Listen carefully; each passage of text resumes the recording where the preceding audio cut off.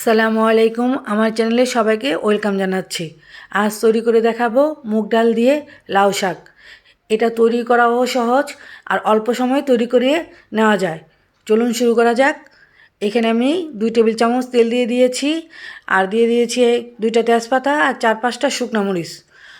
যখন এর থেকে ভালো একটা ফ্লেভার ছড়াবে তখনই দিয়ে দেব আমি 1 কাপ আলু।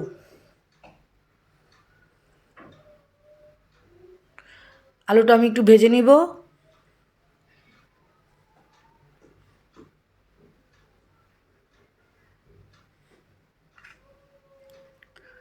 দিয়ে দিলাম আধা চামচ লবণ ও আধা চামচ হলুদের গুঁড়া।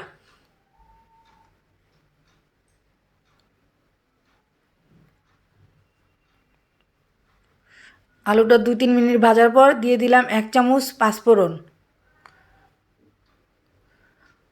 পাঁচফোড়ন থেকে সুন্দর একটা ফ্লেভার ছড়ালে দিয়ে দিব 1 কাপ বেগুন। বেগুনটা আমি আলুর মতোই ছোট করে কেটে নিয়েছি। এটাকেও আমি 2-3 মিনিট ভেজে নেব। 2-3 মিনিট ভাজার পরে এখন দিয়ে দিব লাউ শাক। এখানে আমি 1 আঁটি লাউ শাক ব্যবহার করেছি। এখন মনে হবে যে লাউ শাকের পরিমাণ অনেক বেশি, কিন্তু মিনিট খানিক পরেই এটা অনেকটা কমে আসবে।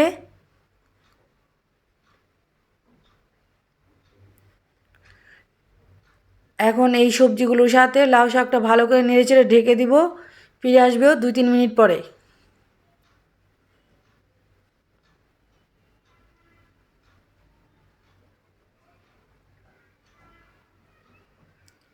দিয়ে দিলাম আধা চামচ লবণ, 1 চামচ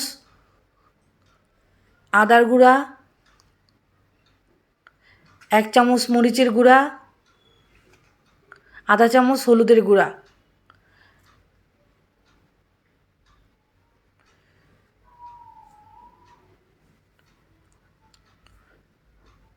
দুই 3 মিনিট পরে আমি ফিরে আসলাম।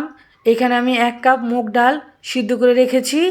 এখন এই মুগ ডালটা দিয়ে আমি আবারও ঢেকে রান্না করব আরও 5 মিনিট।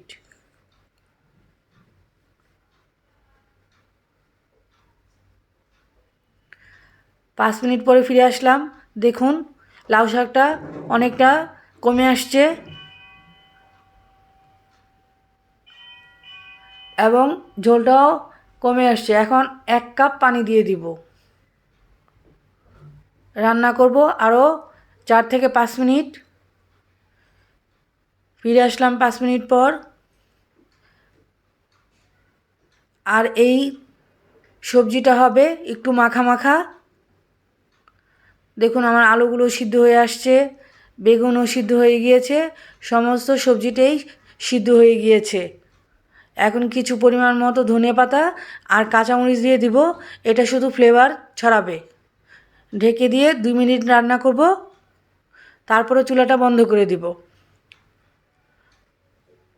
তৈরি হয়ে গেল মজাদার মুগ ডাল দিয়ে লাউ শাক। খেতে পারেন গরম গরম ভাতের সাথে এবং রুটির সাথেও। ভালো লাগলে লাইক, কমেন্ট, শেয়ার করবেন। এতক্ষণ পাশে থাকার জন্য অসংখ্য ধন্যবাদ।